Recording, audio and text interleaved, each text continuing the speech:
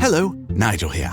As an owl, I love to be awake all night, but allergy sufferers like you probably don't feel the same. So take Xyzal at night to relieve allergies while you sleep. Then wake up fully refreshed for a more productive day. Xyzal works fast and offers 24-hour continuous relief from sneezing, runny nose, itchy watery eyes, and itchy nose and throat, so you can enjoy doing the things you love all day long. Be wise all. Take Xyzal at night. Use as directed. Starts working in 45 minutes. Shaq here, spinning fast-acting pain relief with Icy Hot. Ice works fast, heat makes it last. Icy Hot, you're so back.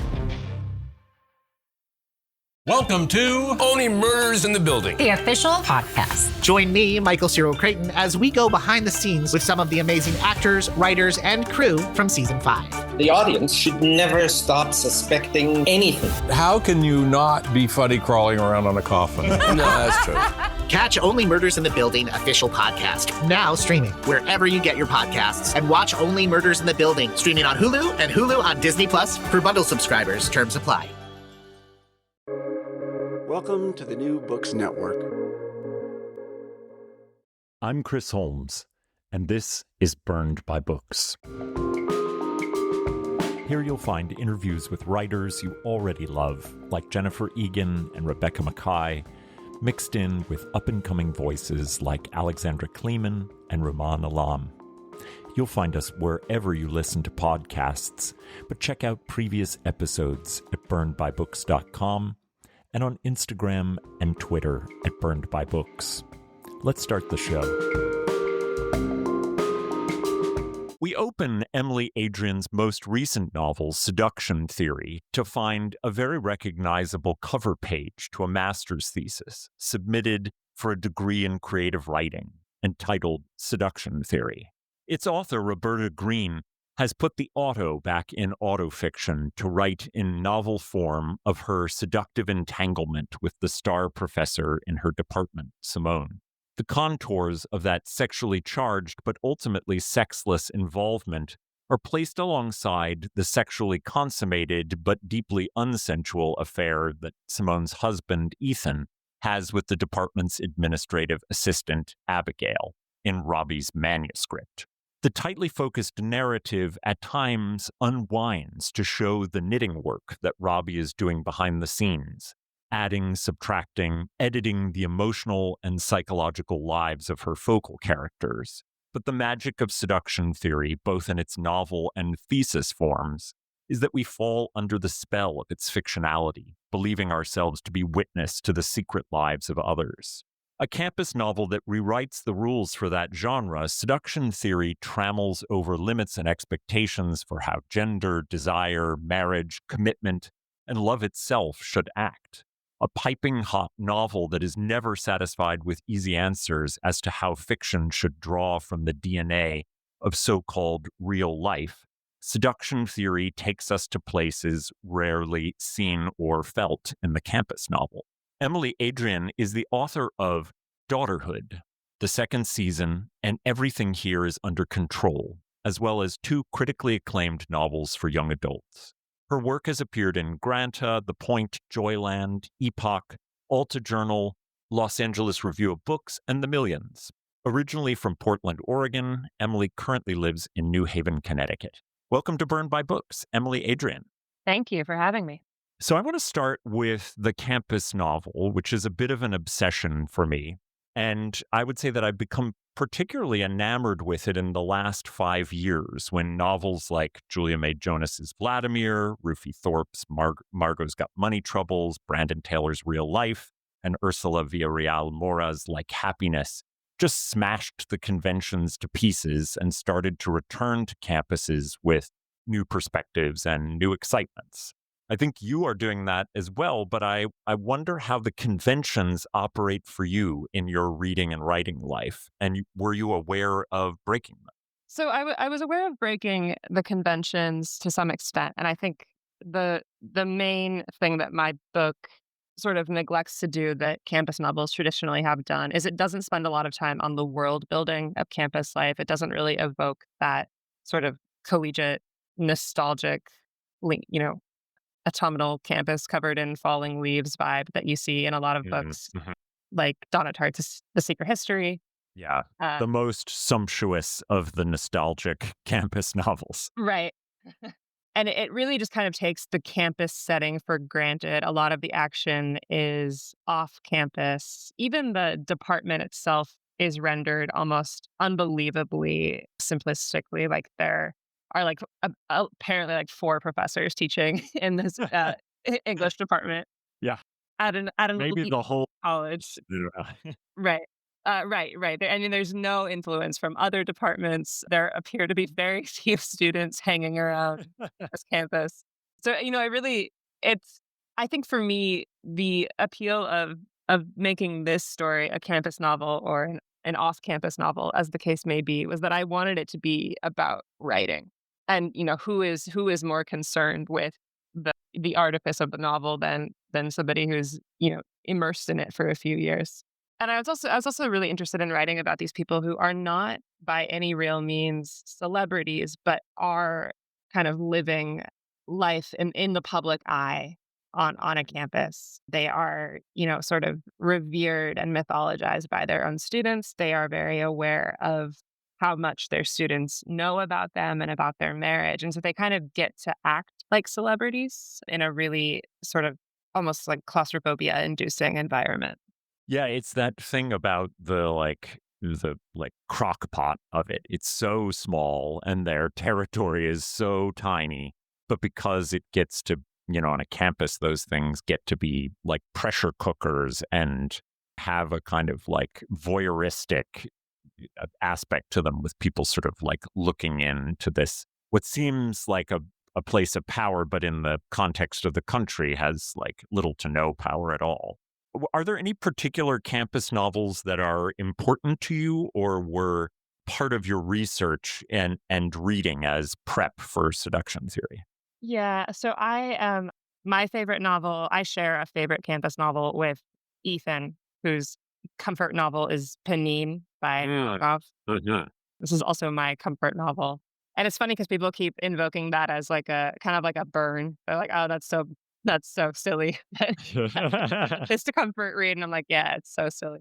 I love The Prime of Miss Jean Brodie by Muriel Spark, which is kind of is sort of also an unconventional campus novel. I'm not sure it's always thought of in that genre. And also referenced in the novel. Yeah, in your novel. Yes, yeah. And then some more recent ones, like I have read The Marriage Plot by Eugenides many times. I love On Beauty by Zadie Smith. As you mentioned, I've read some more recent ones. I read Vladimir.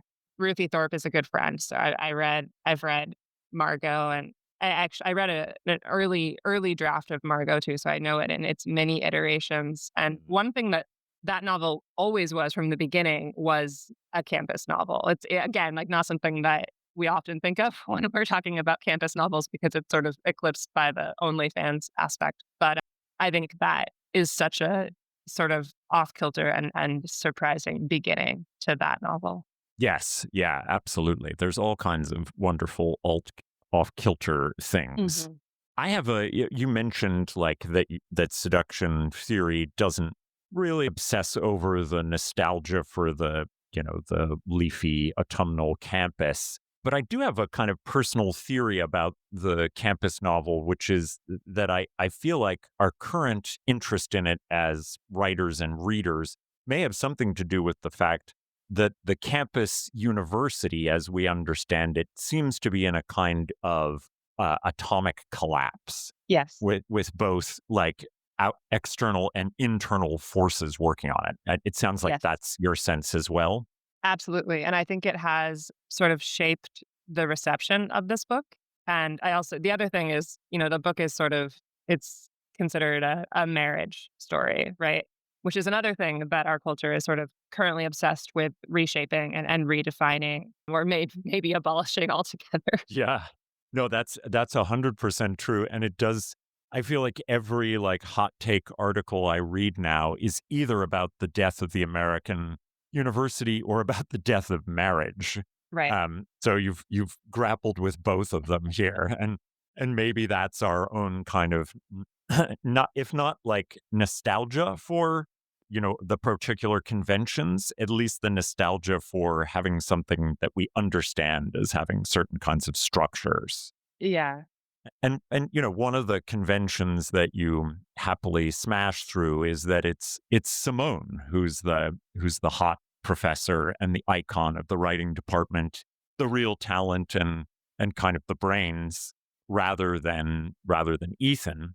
But that also gives Simone the reins to harness Robbie's attraction to her in ways that appear to cross all manner of power imbalances. Right. So Simone is empowered, but to what end? And can you talk a little bit about that kind of fraught empowerment?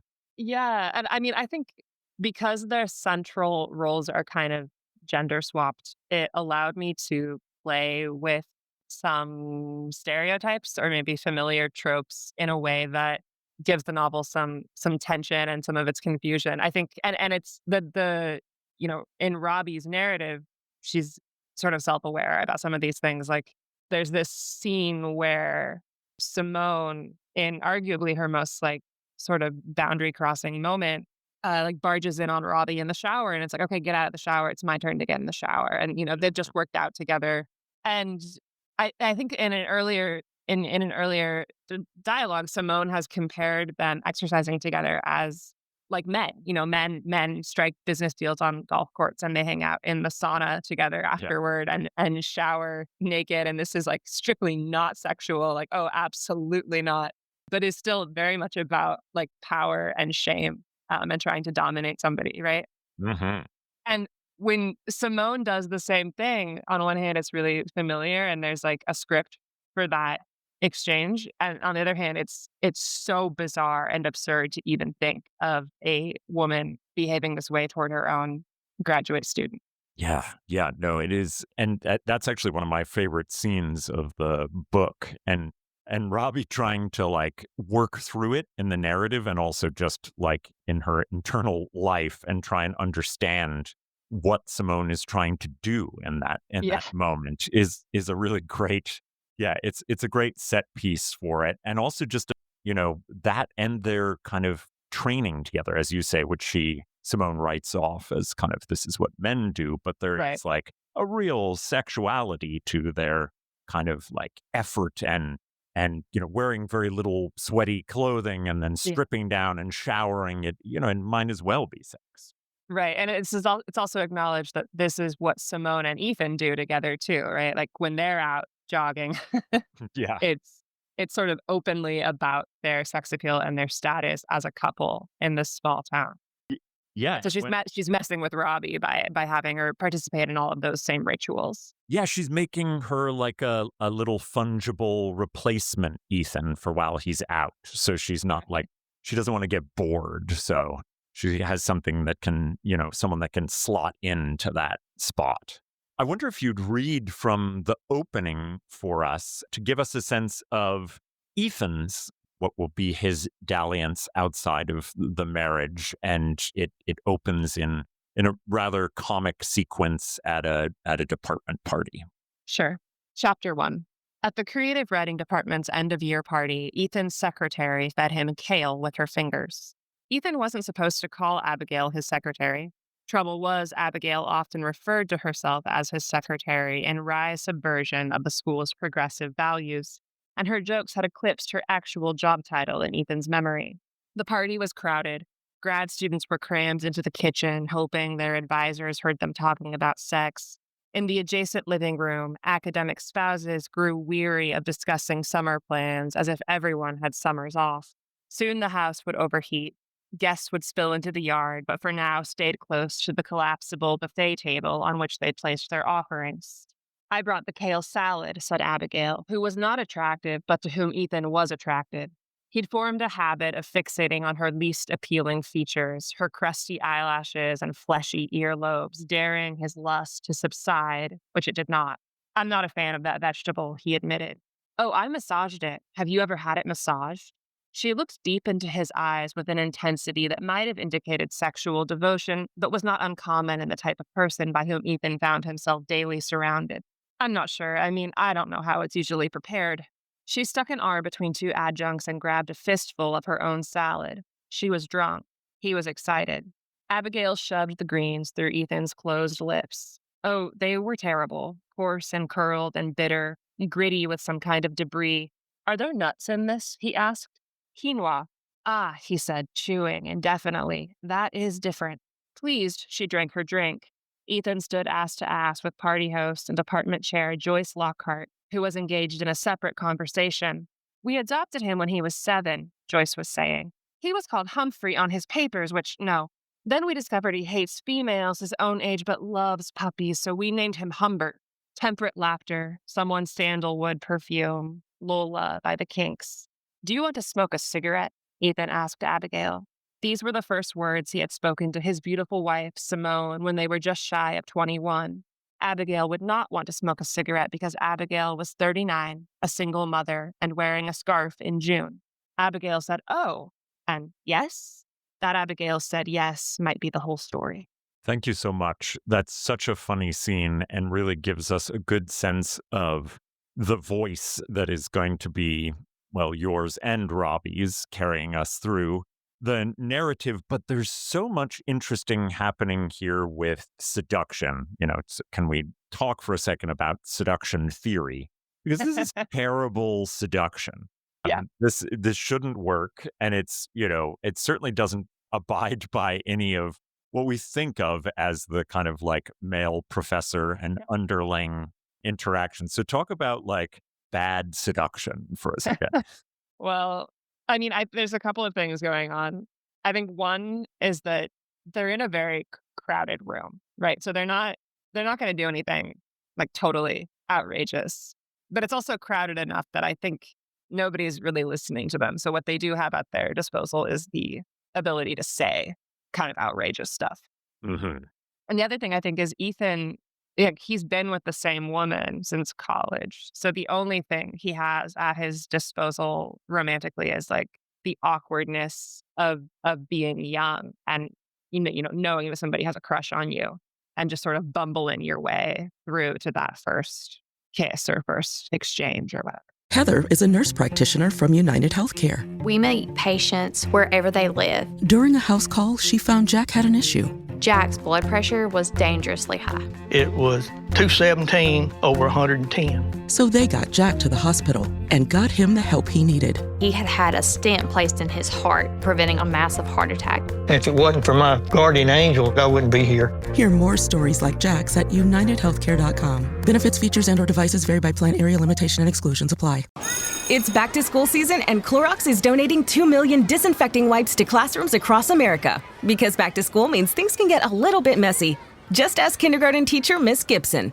Give me just one Clorox wipe and I'm ready for glitter glue, exploded lunchbox yogurt, peanut butter handprints, runny noses, picking noses, rubbing noses. Touching noses. Thank you, Edward. Ooh, nap mats and lockers and tissue boxes. And Clorox scissors. disinfecting wipes. Teacher's #1 wipe.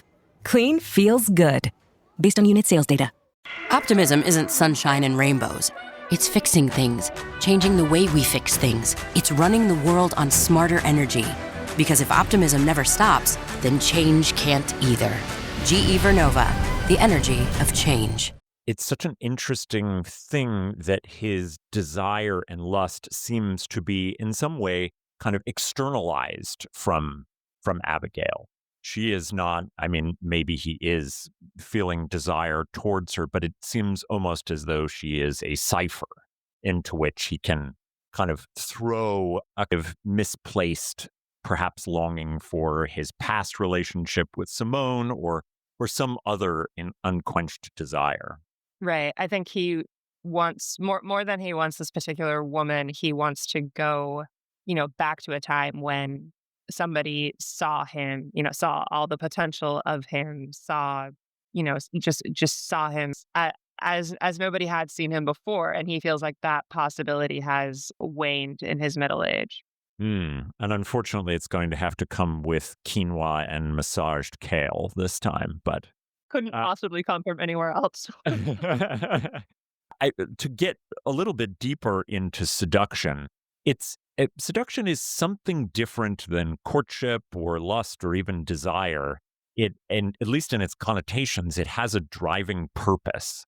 that even sometimes goes against the desires and wishes of the person on the other end of seduction. And it definitely implies some sort of power imbalance. And we see seduction happening in different forms with Simone and Robbie, with Ethan and Abigail, and even Ethan and Simone. So what's the theory of seduction that you're exploring with these relationships? That's a good question. And I think one answer is that in a really like sexy partnership between two people, that the power imbalance is there, but it's always shifting. So the people really take turns having power in their relationship and sort of wielding it over each other. And Robbie sees that, I think, in the history of Ethan and Simone. And part of what's motivating her is the desire to have her turn, sort of wielding power against Simone. Yeah, that makes a lot of sense to me. And I like that idea of on one hand, maybe trading the power imbalance versus, it being wielded on one side of that.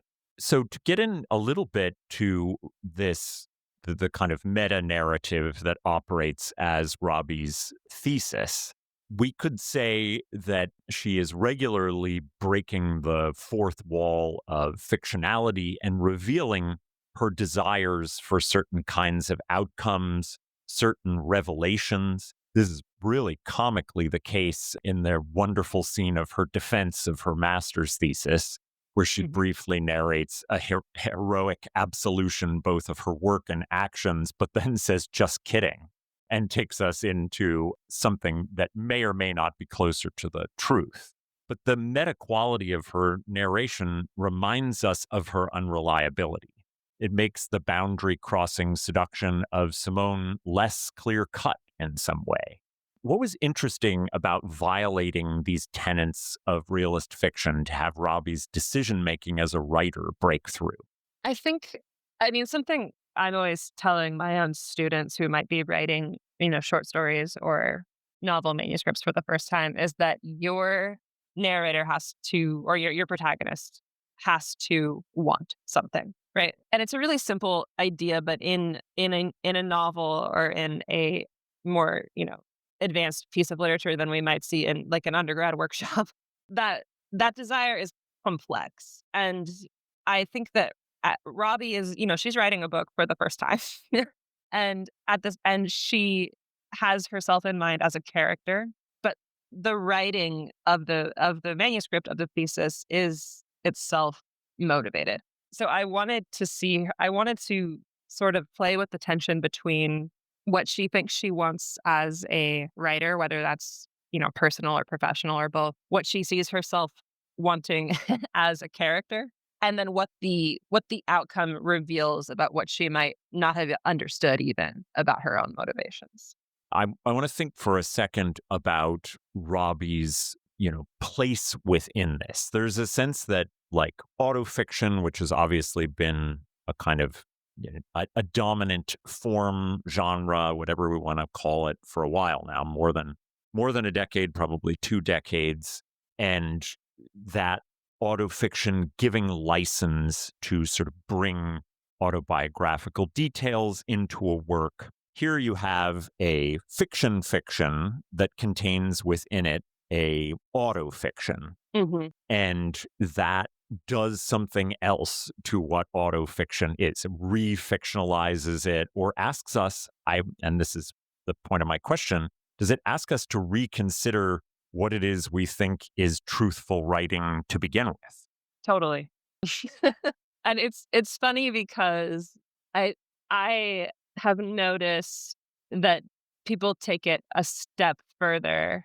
And or is it a step further, or are they failing to take an extra step? I'm not sure, but there's a lot of there's a confusion. problem with steps. Yeah, there's some misstepping. There's some confusion about whether I am Robbie, to the point where I was doing a fairly like high profile interview, and the interviewer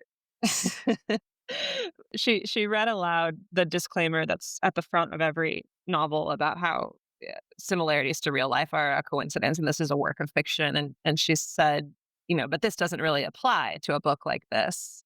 And I got flustered and insisted that it does, because it does. It's entirely a work of fiction. It's my own invention. But what I wish I had said is that I didn't write autofiction. As you pointed out, Robbie is the one who wrote autofiction. Whatever. I'm not a 23-year-old graduate student, so it would be it's how these boundaries get blurred is a little bit lost on me. But I think that Robbie as a narrator is so openly unreliable, right? Like, she's really not trying to trick you. She sort of refers over and over again to the limits of her own understanding or her own knowledge of what really went on between Ethan and Simone. But what she is trying for is some level of accuracy, or some kind of like profound truth that allows her to make sense of her own experiences. Mm-hmm. And I think that is sort of what fiction does, regardless of whether it has no resemblance to the author's life or whether it is adjacent to a memoir. And really, if I'm being completely honest, I think memoir does this too. Mm-hmm. It's really, there is no, when you've taken on the task of translating life to the page, accuracy is unattainable and is kind of beside the point, because what really matters is like the conclusions that you are writing your way toward. Yeah, and that sounds like really a theory of writing that I am fully behind, and seems more powerful than this idea that autofiction just does something because it has, true things in it. Right. And I want to talk about, speaking of true things, the way that marriage is understood as its own kind of constantly written and rewritten narrative in the book. So at one point, after the revelations of the affairs, Simone is trying to think about what would it mean to kind of put the pieces together that equal something like a love narrative. And into that, she puts the idea of sex as an act that then has a consequence, which is essentially a lifetime. And I wonder if you'd talk a little bit about the other kind of meta-narration that happens in the book, which is about a love story or a marriage story. Yeah, I mean, I think, so one thing that is sort of unconventional about the novel as a marriage story is that these two people have not lost interest in each other at all. And I mean, maybe even to sort of mythic proportions. They are deeply in love. They are having sex all the time. And yet they still find themselves straying from each other and sort of caving under pressures that are external to their marriage. And I think because so much of their identity, especially Simone's identity, is wrapped up in this idea that they have the perfect marriage, they almost have two separate marriages. They have the truth of their own intimacy and their relationship with each other behind closed doors. And then they have the story of their marriage that they have sort of presented to the world. And so, right. So part of it's interesting because I think that, Simone and Ethan don't really find it that difficult to forgive each other privately, but in order to fully re-inhabit their marriage or recommit to it, they have to figure out how they're going to present it publicly, or if they are simply going to let go of that and only have what they have when they are alone together. And I think that insofar as they sort of undergo character growth in their own right, unaffected by Robbie's manipulations, like that is what they are learning to do, is to sort of divorce themselves, not from each other, but from the public eye. Yes, and that leads me to this really interesting tension in the novel, which is we really do buy Simone's internal workings around the crafting of this private marriage that can divorce itself, as you say, from public perceptions and just be a thing of private intimacy. But then we get this sort of, flash of remembrance that this is Robbie's imagining, and that maybe none of this is true. And maybe there are sort of deeper flaws and deeper misunderstandings that prompted these dalliances. And I don't think those need to be resolved. I think that's the real fun of this novel. And is that something that you wanted to play with, the reader just never being able to be sure?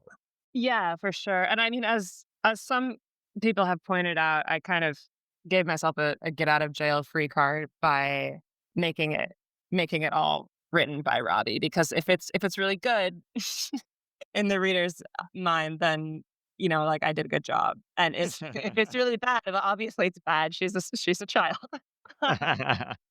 And I wrote it bad on purpose. yeah. And there are things in there that are amateurish or sloppy on purpose. And then I think a real question is whether the story of Ethan and Simone, stripped of its artifice and of the framework that I have imposed on it, is a good story in its own right, whether they are believable as characters, whether you care about them, whether you even think they're supposed to represent real people, or if they're just totally ridiculous. And I do think of the book as a legitimate love story. I do care about them. And I do really, I those thoughts on marriage that Simone kind of, turns over and over in her head, like those are real to me. But I also think, they do really apply to Robbie's own inner conflict, which is that she, wants to be loved and she wants to love, and she doesn't know exactly how that's going to work out. And it becomes her mission to kind of understand this person who has captivated her on a really deep level. Before I let you go, Emily, would you be willing to tell us about some things that you are reading and loving recently? For sure. So I just read, okay, I'm gonna go with three things. One is from a while back, one is recent, and one is forthcoming. Okay. So I just read Loitering with Intent by Muriel Spark. Have you read that? I haven't, but I love Muriel Spark. So this is my favorite Muriel Spark.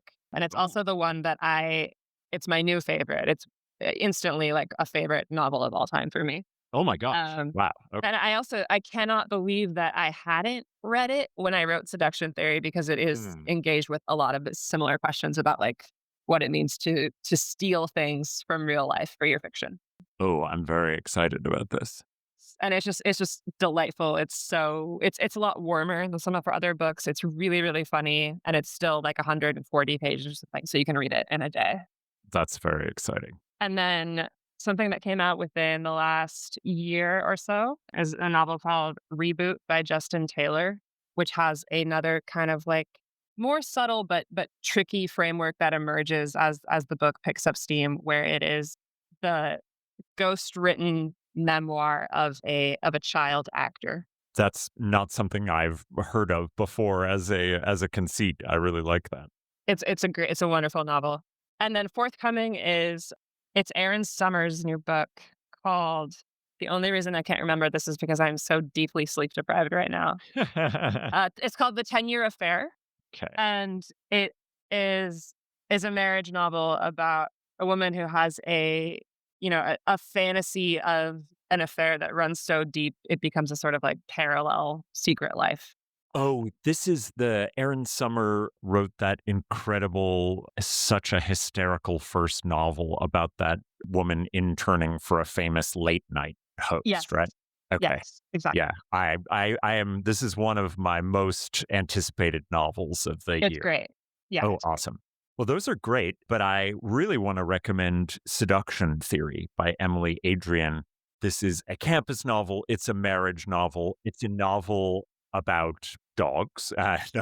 It's a novel about what fiction can do with real life and what it can do to change the very essence of what we think is real. And I hope that folks will run out to their independent bookstores and get a copy.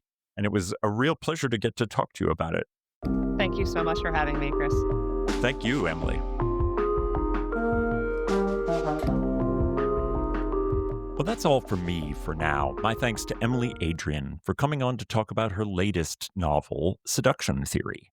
You can find links to purchase Seduction Theory and all of Emily's recommended books at the website, burnedbybooks.com.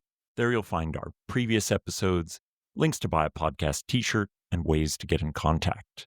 As you listen, take a moment to rate the show on iTunes, Spotify, or wherever you find your podcasts. Until next time, this has been Burned by Books.